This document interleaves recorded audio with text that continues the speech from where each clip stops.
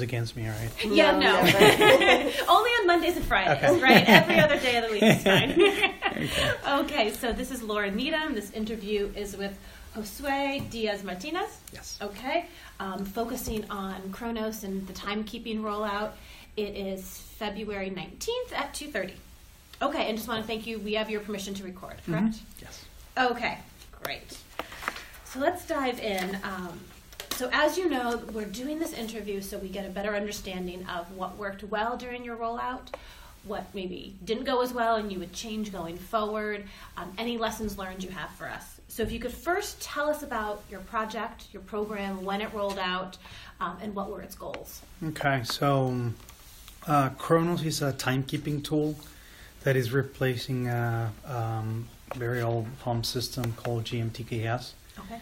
And this project started back in 2012. And there has been a lot of back and forth in this project. I know it was first rolled out by manufacturing. Okay. And later in the process, a few years after, it would decide that it was moved into the IT business organization, in this case GVS, to try to lead this timekeeping deployments. Okay. I think this was back in 2014, somewhere around there, 15. That's what GVS took over the project along with the IT team. Okay. Those two teams, we work very close together. There's a lot of IT things related to this initiative or this deployment, so there's a lot that IT needs to do. So we work very close there. So basically between 2014, 2016, the team was able to deploy about 30 plus plants, but that only represented about probably around 20% of the total population. Okay. That's where I came in, and last year we established a pretty straight and tough target, and the idea was to deploy less amount of plants, which we end deploying I think 8 plants total, but these were the largest assembly plants with the largest number of population. So after we completed the deployment last year, we end completing about additional 50% of the population. So we closed last year with 71% of the total population of Kronos timekeeping. Okay. So now, basically because of last year implementation, Kronos has become the number one timekeeping system at this point of time, and GMTKS with the remaining. There's 14 plants remaining to be deployed. GM, you said it was TKS? GMTKS, timekeeping system. GM timekeeping system. It does what it says, right? Yes. Okay, perfect. Okay. How do you think, how did employees respond to, I want to ask you both, like how did employees, how did managers, and how did leaders, how did they each respond to the program as you rolled it out? What do you think their impressions were when you rolled it out, and then today, have they changed? So, is the question more referring to there's 3 main areas that I would, or 4, right? So the first one is GVS, so us. That would be our team, in which we're responsible for a main couple things: the deployments and ongoing operational support. Okay. The second team would be IT, of course. That's the second most important team. Yep. Which they're responsible for all the gathering the requirements, configuration of the system, and of course providing operational support from an IT perspective. Yep. The third team would be, from a stakeholder's perspective, is we'd call it labor. And labor, of course, any contractual changes or questions or configuration gaps should be confirmed, reviewed, and validated through labor. Okay. To make sure that anything that is configured in the system is aligned to the contract and is approved by labor. So is this like UAW? Correct. Okay. And as you might know, I think they review the contract. I think it's every 3 years. Okay. And based on the contract revision and whatever change, we need to get back. Of course, IT, GVS, and labor get together and make sure that all configuration changes are properly done into the system. Okay. The last and most important group of people is the users. Right. People Right? actually People actually punching the card Correct. or hitting the keys. those are of course the most important. So if your question, I'm sorry if I'm No, giving all this the is background. absolutely great. But if that's if your question is actually referring to the users, Yeah. it's been tough. So GMTKS has been out there since the beginning of ages, Okay. and it's been there for over 30 years. So as you know, there's a lot of people in GM that has been working for those many years, Right. and they're just so used to the system. GMTKS is a system that was built in-house and to specifically take care of the plant of GM needs, Yep. right? Bless Excuse you. me. Thank you. Kronos is a system, is a out of the box system, right? That it works as is designed, and GM has a very complex rules, especially because of the UAW agreements. Right. So through the last years, we've been working very tough to make sure that everything in the contract is properly reflected into the system, Okay. and that's the part that makes things a little bit complex. Complicated. Yes. Yeah.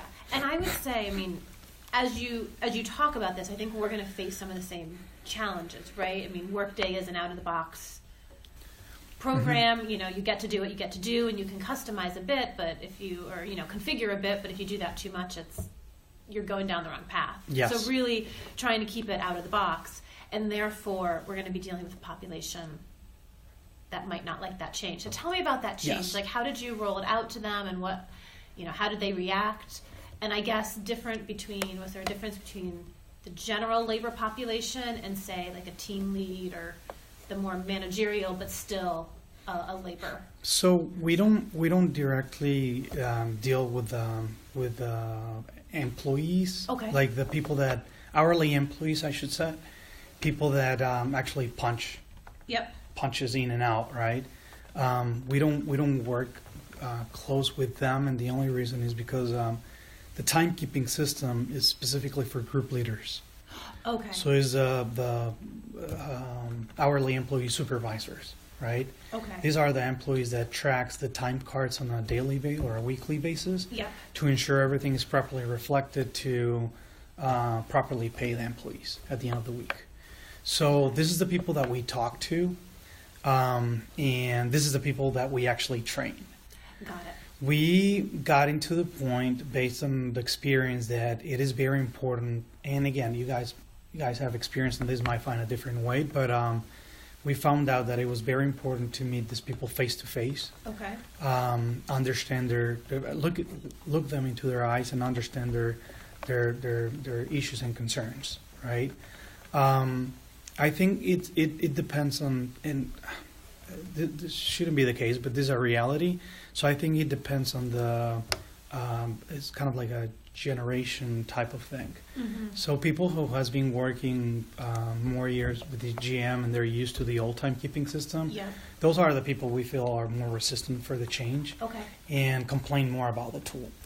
So the Yeah. tool's supposed to be, and when I say supposed, I can explain on that, but it's supposed to be a more, how do you call it, like intuitive tool. Okay. And people that, older people, even if it's intuitive or not, they have some areas of opportunities, they still struggle with it. Okay. So those are the people that are really worth to go be on site and try to walk them through sometimes one-on-one sessions to Okay. make sure they're understanding the processes and they're properly doing it. Got it. Can I Tell ask me. a question quickly? Yes. Sorry. Go ahead. Can you just give like a very brief overview of what the process is? Because you said only the team leads are the ones who Group use leaders. it, Mhm. or the group leaders are the Mhm. ones who use it. How did the hourly employees report their time to the team leads for the team leads then to put it in Kronos? Can you So briefly, as you said, basically everything is tracked through clocks, what we call the clocks, where Okay. the hourly employees punch in and out. Mhm. All those rings are collected into the timekeeping system. Okay. And basically the group leader's main responsibility is to ensure that their work spans, basically the hour that they're supposed to work, Mhm. are aligned with those punches. if they're not aligned, basically some of their main responsibilities is to understand those exceptions and make the necessary changes to properly pay the employees. Sorry, I just No, want to no, understand that's this. Does that make good. sense? That's That good. answered Yeah. your Yeah. question? No, that's Yes. good. Thank you. Thank you. And the group leaders, are they hourly employees as well? No, Or they're they're GM salary, they're employees. GM Yeah, employees? salary employees. Did they used to work on the line, or they've always been? That's a great question. I'm assuming sometimes they, Okay. I don't know.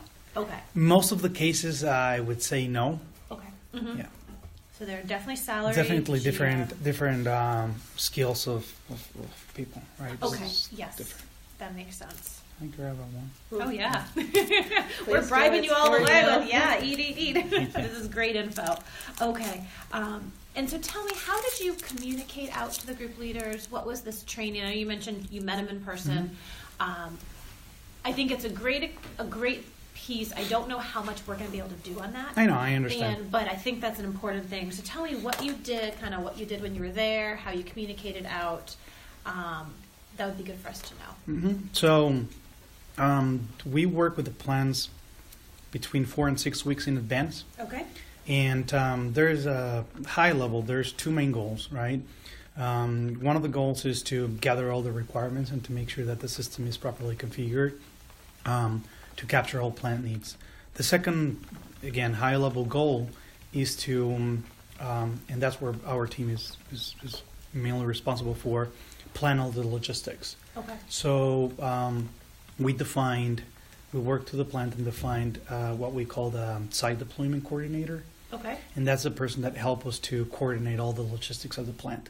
So even before we get at the plant, we had already identified the number of people that we need to train, and we put together a training template, Okay. which how many classes we're going to be running, which times, and who's attending which class. Okay. So we train, depends on the size of the plant, but for the large assembly plants, which what we did last year, it goes anywhere between 150 to 300 or 400 people that leaders. we need to train. Okay, and Yeah. they're all group leaders. They're all group leaders. Okay. Most of them, 98%, right? Yeah. We sometimes have some finance people or some labor people that some of the responsibilities is to support group leaders' tasks. Okay, Mm-hmm. got it. And so, 4 to 6 weeks before, Mm-hmm. is that when they first knew it was coming, or did they get announcements that this was coming a They while know. back?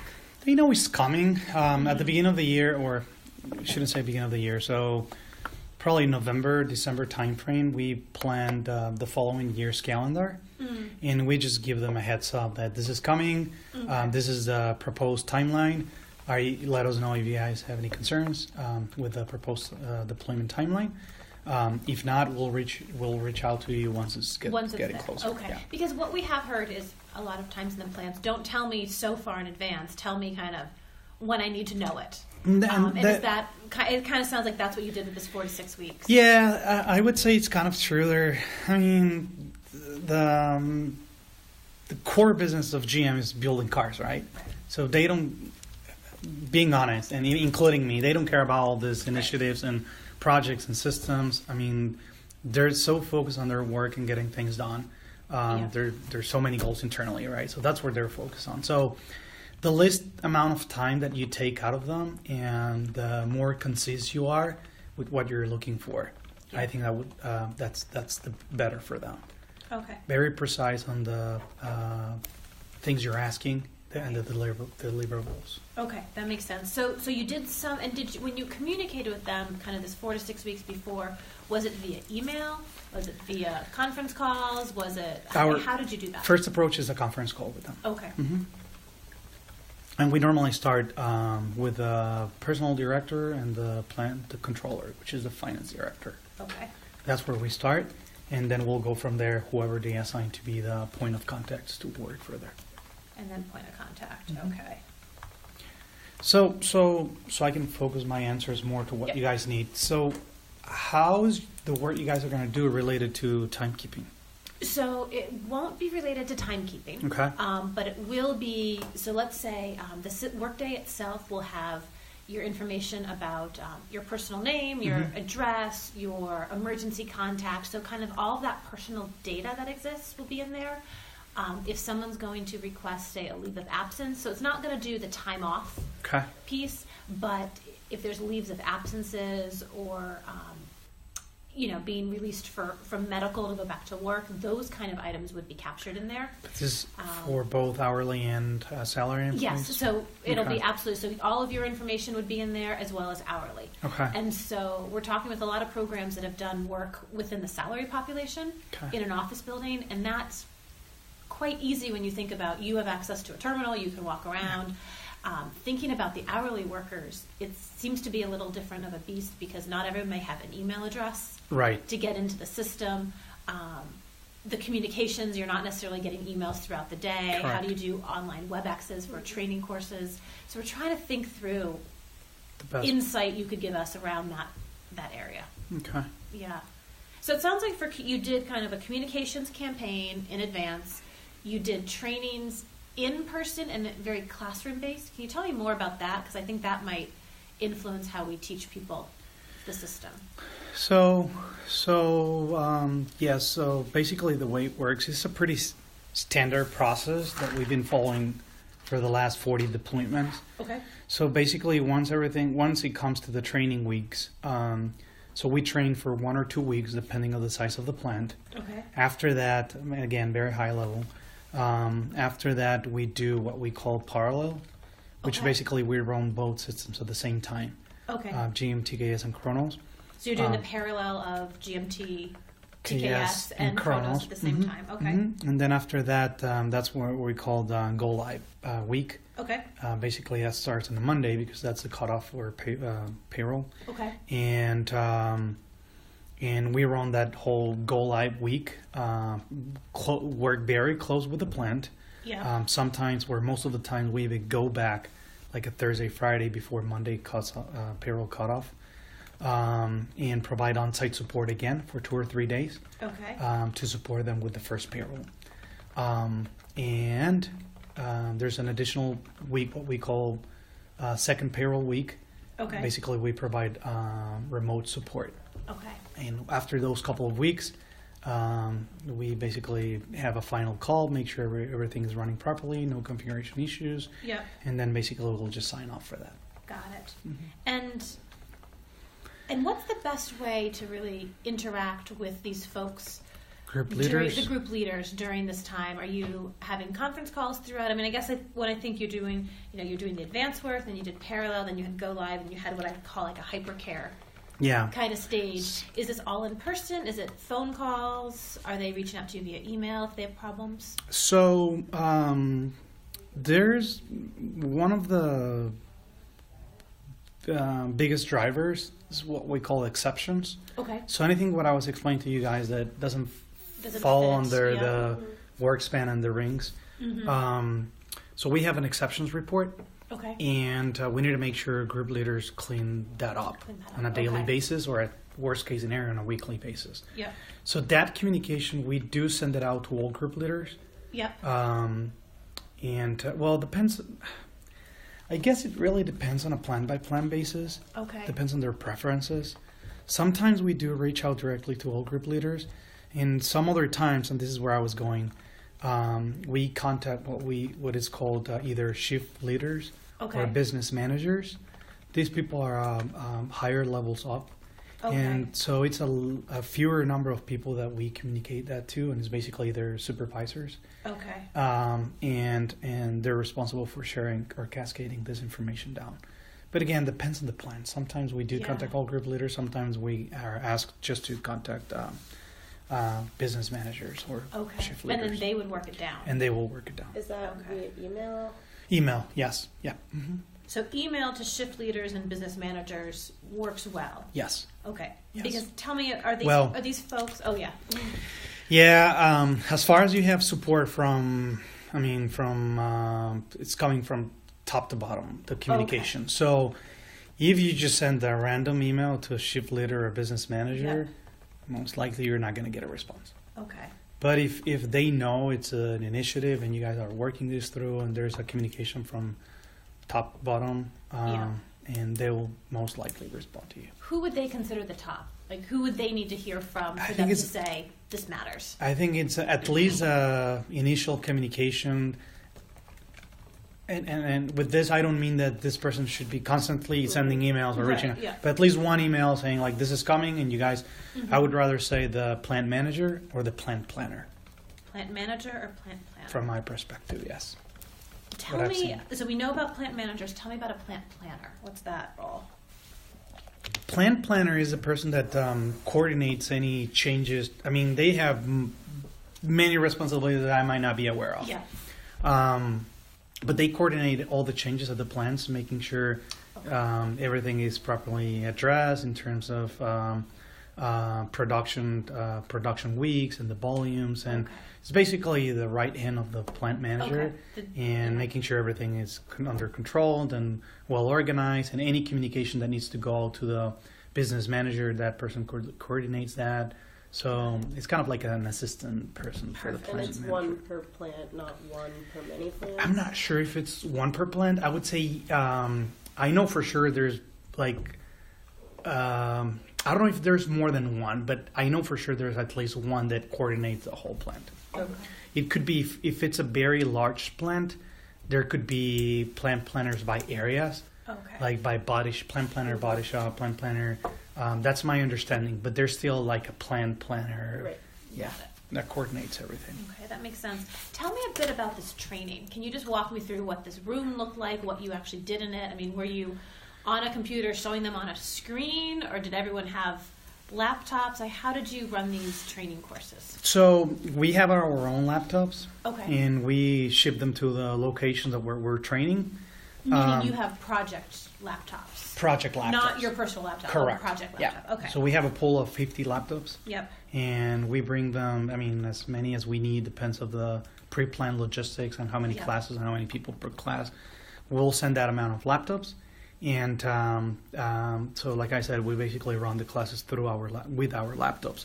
The rooms are, I don't know if you guys are planning to do on-site training. I think we're thinking through it right now. Okay, Yeah, so so- this will help us, I think, make a determination. You need to be very careful with the rooms because you can get anything. And that's why it's very important for us to plan the logistics up front Yeah. and not just leave it to luck, right? So we plan that. We have a very well-defined requirements for a room. And before I go to there, you can get a room with no phone, no projector, Oh, 30-year-old room with breaking chairs and breaking tables and stuff right. like that. No windows, no air. Yes, Yeah, no okay. air, Yep. which is very important, right? Because if you're running, like in our case, over 4-hour training class, I mean, Yeah. people could be just falling asleep through the Yeah. class, right? Yep. So you can get from there to very nice, brand new room Yep. Okay. with everything, with all the technologies that you can Yeah. imagine. So it's a mix of everything. So last year we were very careful with that. In fact, some of the plants we used to visit 2 or 3 weeks before we start with the on-site trainings Yep. to coordinate the open items, pending stuff, Yeah. and at the same time we will go and look at the rooms I look at the room. Okay. and say, okay, this is not going to work for us. So Yeah. And so what were you doing? So you have everyone has a laptop. Mm-hmm. I mean, how many people are in the room? 20, 30? no, we limit the classes to, depends on how many trainers we have, but we limit the classes between 12 and 15. Between 12 and 15 We, folks. Okay. we've experienced, and I guess it's a lesson learned, over 15 people, the class you can lose some control of the class Okay. very easily. Got it. Would be hard to get it back. Okay. And so you're there, and are you going through, this is what you do, and then people are physically doing it is it a hands-on training so they really understand how to do Yeah, it? it's split in 2 sections. The first section is a hands-on. Okay. It's a 4 hours hands-on training. Basically we develop a script. I don't know, it's probably like a 20-page script. Yep. And it has all type of exercise of the daily timekeeping tasks that a group leader follows. Mm-hmm. I think we pretty much capture everything there. Okay. And we also provide a few references, documents, and guides, aids. So we started probably half hour with a quick overview, introduction, and navigation overview.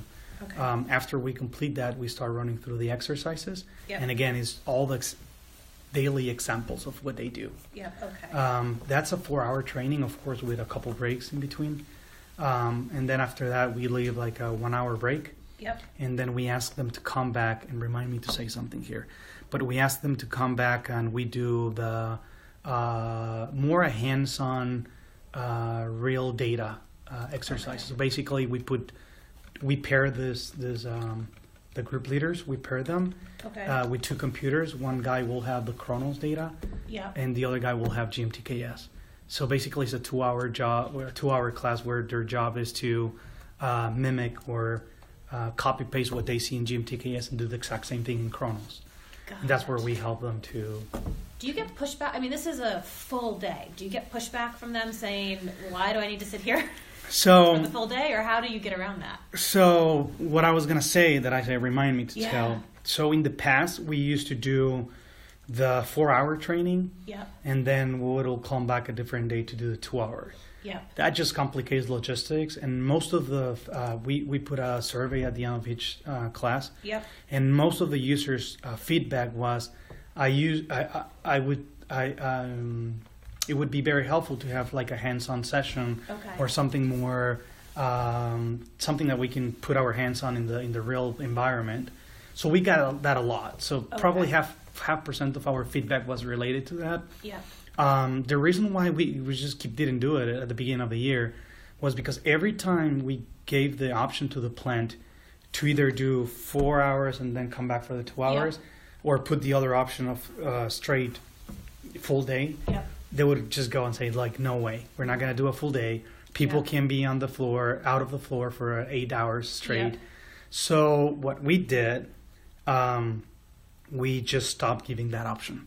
Okay. So it was not even an option, and that worked for us. So we basically came back and said, okay, so this is our training program. Yep. Group leaders come for 4 hours, have a 1-hour break, and then come back for 2 hours, and they're done. And they're done. And did then you need sign off from folks to?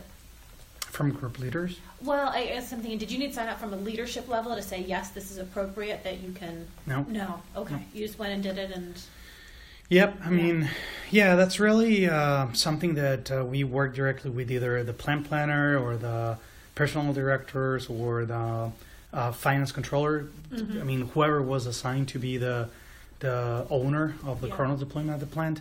And if there's any questions, any concerns, we'll run it by them.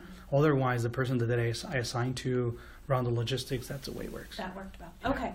So tell me, did you measure success in any ways? Did you have KPIs that you were No, trying to follow? We No don't. KPIs. That's Okay. something we're starting to implement that for this year. Yeah, long And story. what are they going to? The KPIs, are they going to be about the user experience? Or are they going to be more KPIs on the logistics No, side, do no, you think? not on the logistics. It's more about there's a piece of user experience, Okay. but these are more about users' performance. Okay. So Got if it. they're doing user performance, everything that goes around the deployment. So if the deployment went out well, how many inquiries we're getting from the users, if there's any configuration changes required. So it's more from that end. More from that end. Mm-hmm. And you said kind of long story about why you didn't have them. What would be the high level of why? you No, didn't have so KPIs? so it was really a model that, like I said, this started back in 2012. Mhm. I started last year, and it was rolling out properly, and everything was running properly. Mhm. And of course, I mean, it was only 20% of the population, so there was not a lot of noise. So I guess we didn't really put a lot of attention there, and definitely I think we missed it. Okay. At the end of the year, when we end deploying 70% of the population, after the plant were deployed for a few months, Mhm. that's where plants start coming back and said, hey, this is not working as I was expecting, or this is a Yeah. pain point, this is really taking a lot of time, or more time Yeah. than I thought. So we decided to implement what we call hypercare exit criteria, Okay. where basically we're gonna provide special support to the plants not only for those 2 or 3 weeks, but for a full 2 months. Okay. We're gonna start tracking some what we call KPIs Yeah. on a weekly basis. Yeah. We're gonna track that for the couple months to make sure that after those couple months the plant is ready to moving to regular operations. Okay, and so and then you'll do some sort of hypercare exit criteria to say, hey, this plant can leave after 2 months, but Correct. this plant might not leave until after 3 months, and they're running. Well, the idea is to get everyone out in 2 months. In 2 months, That but is yeah. the idea, but yes. Okay, that sounds good. What do you tell me? In thinking about the adoption and getting people on board, what do you think was the thing that worked the best? And then what do you think is there one thing that you would change going forward? What was So- the secret? So, timely response is very, very, very important for hourly people, Okay. and of course, group leaders. Yeah. Things Meaning timely response to them. timely response to any of their inquiries or any of their concerns. Okay. We found out that things can be escalated very easily Okay. to very top, high-level leadership. Yep. Sometimes with anything, like with the simplest thing that you can imagine. Yep. So I think timely response are very important, and just listening to people, trying to get very close with not with the end user. With the end user, when I refer to that, I mean the group leaders. Right, because that was your Not- end user. yes. Yeah. Mhm. Mm-hmm. So have a very close communication with them, and at least try to address or ease their concerns with the change management portion. Okay. Yeah. Yeah. So what would you do differently next time? Well, the hypercare is The hypercare piece. the clear Yeah. example. So we Yeah. learned that the hard way, Yeah. and that's why we're implementing that this year. Yeah. And when you left before, you kind of thought everything was going well. Everything was and- going well, but at Yeah. the end of the year, we got kind of like a snowball, right? Yep. So at the end of the year, this 50% of the population that we deployed in 10 months, Yeah. 9 months, they end coming all back at the same time saying, I need help. I need help. I need help. Right, I Yeah, need help, because and- they all need it right now. Mhm. Okay. Right. That makes sense. Did you have any sort of microsite or portal to do this? I know we've heard about, either SharePoint sites or their websites. Was there a spot that people went to get information? Yes, but it's a SharePoint. It's a SharePoint. Yeah, Okay. so we do have a SharePoint. That's what we call landing page. Okay. And basically, we put the link to Access Chronos in that SharePoint. Yep. So we force, in a way, group leaders to access Chronos through that web page because we have all sort of documentation there. So beginning with, we have all the access request forms. We have all the TISs, which stands for task instruction sheets. Okay. Text procedures, basically. We have all the documentation there, and at the same time, we update it on a weekly basis, kind of like key announcements. So Yeah. if the system will be down, or if rings are not, or punches are not flowing properly, or if a new report has been deployed or implemented. So we do all sort of document communication through that landing page. Okay.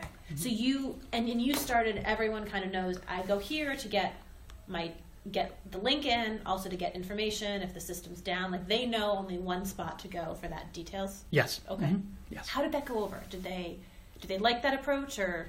So I would say yes. This has been out for many years. We found out we've been doing a lot of work after the issues we had in last year. So we one of the things that we realized from users' feedback was the TISs or the test instruction sheets, Yep. where basically user will access a link and Okay. we'll have 2 pages of tons of instruction sheets, right? Okay. Yep. And they having a hard time finding the that documentation. So we're in the process of working to do a better development Okay. and try to simplify the site for them, Got for us easier reference guide and Okay. So kind of help them to like find the a documents. quick way to have quick reference guides Yes. and so on. Yeah, They were some of having the a hard options time is finding better it. looking tiles and split the documentation based on the topics. And the other option that we're looking to include here is kind of like a search bar. So they Okay. can type a keywords and it will And only find filter it. the documents that has those words. Got it. Okay, that makes sense. I know you said you did surveys after the training, but did you do surveys after, say, the deployment in each plant? No. No. Okay. So mostly the surveys were just done via. We did one survey, which was done at the end of the year. Okay. That's where we start capturing all the At the end of the year, and At this the is end of where the- you got some yes. of the feedback. Mhm. Okay. What did that survey focus on? It was on more on user experience. Okay. So the Got it. time they're consuming with the system, if it was better than the older system, Yeah. is more related to user experience. Okay. And what did you find out from that? I know you talked about kind of the hypercare and that piece that Mhm. you're going to add in. Anything else you found out that you need to react to? Mm.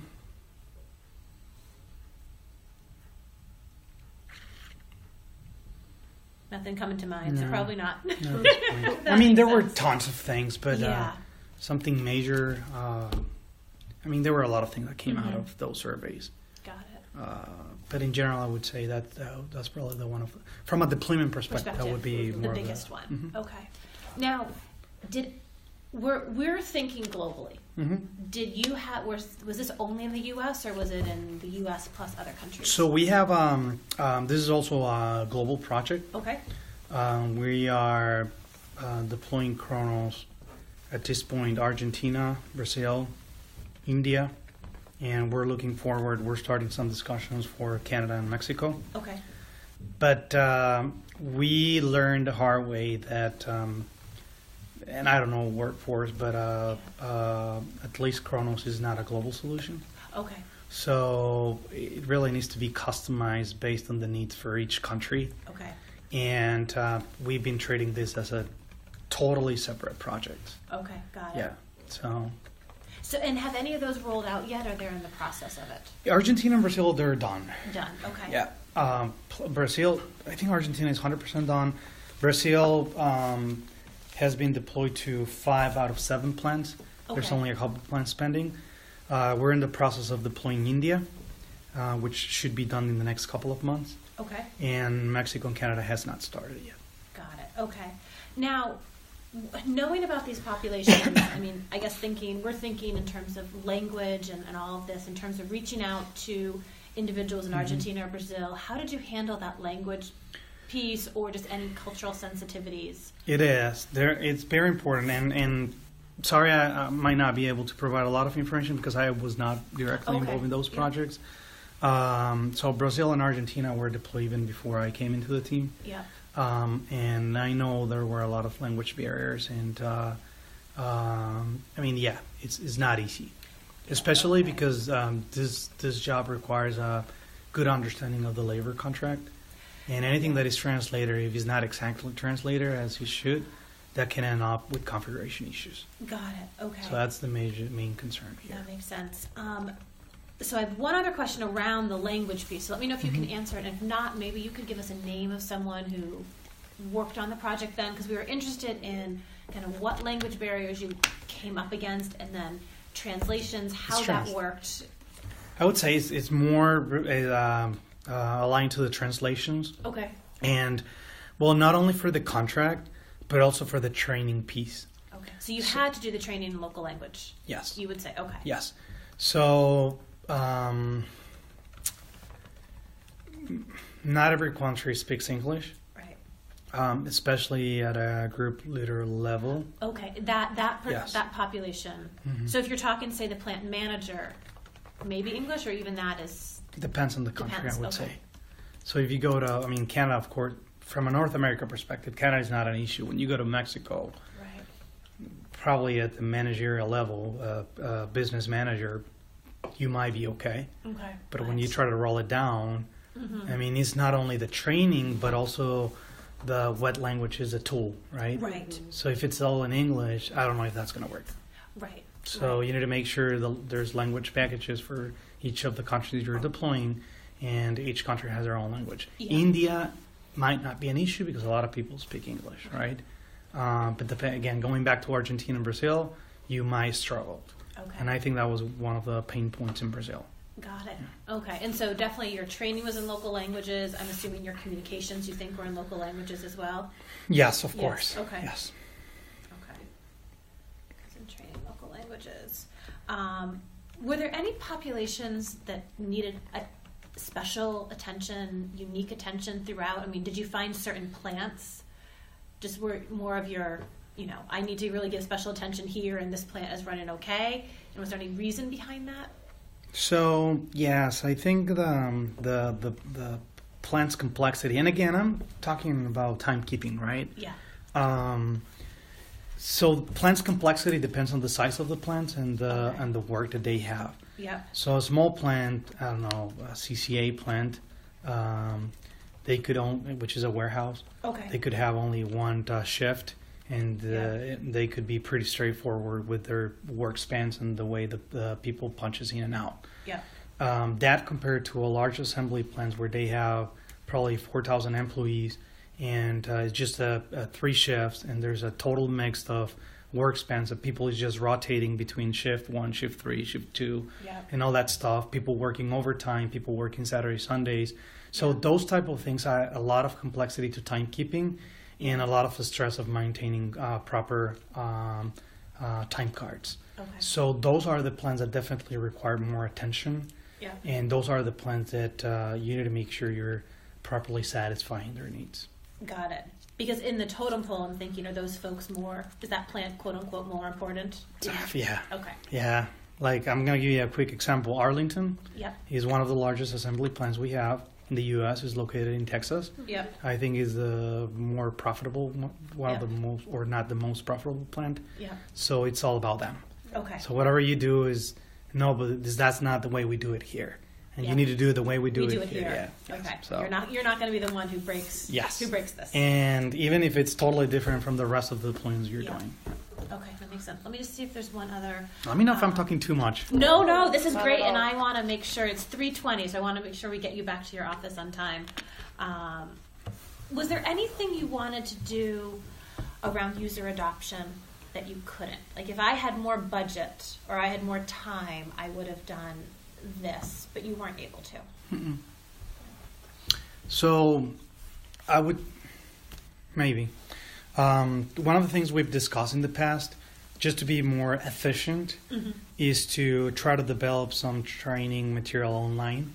Okay. But from a professional perspective, we do have online material Yep. that we recorded ourselves or we put it together ourselves. Yep. It's not in any means, I mean, it's a great product, but it's not close to be a professional product, Yeah. right? So it is helpful, it's useful for retraining purposes or supporting a new user as, Yeah. as an aids documentation. But we would love to develop something that help us to, instead of going on site for every single and do this, Yes. repeat this all over and over and over Yeah. again, we could do it like something online. Got So if I would have more budget, That's Yeah, where that- you would put it Mhm. on the training piece. And okay, that makes sense. Is there anything, kind of knowing what you know about what we're doing, where we're focusing, anything you would tell us that we haven't talked about that for us to watch out for or pay attention to? now that comes to my mind. Okay. Well, thank you for your time. Mhm. Do you mind if we reach out? Would you be able to share some of your training, like your